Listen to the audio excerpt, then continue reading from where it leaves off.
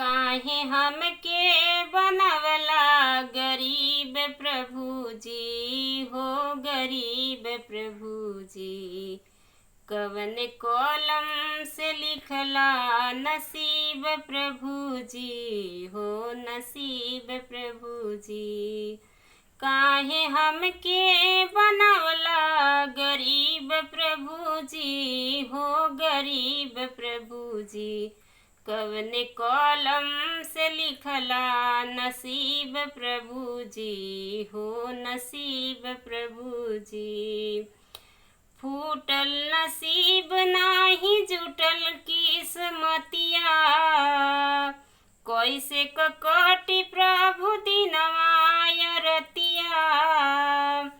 फूटल नसीब नाही जुटल किस्मतिया, कैसे कटी प्रभु दिनवा या रतिया। घरवा ढहत बाट किस्मत अजीब हो किस्मत अजीब प्रभु जी हो किस्मत अजीब प्रभु जी। कवन कलम से लिखला नसीब प्रभु जी हो नसीब प्रभु जी। कवन कलम से लिखला नसीब प्रभु जी हो नसीब प्रभु जी। खाए के दाना नाही कहू बा घर में, दुखवा उठाई कितना एही रे उमर में।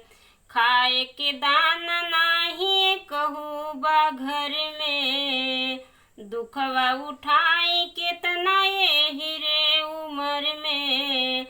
दुख में केहू नाही लौके करीब प्रभु जी हो करीब प्रभु जी। कवन कलम से लिखला नसीब प्रभु जी हो नसीब प्रभु जी। काहे हमके बनवला गरीब प्रभु जी हो गरीब प्रभु जी।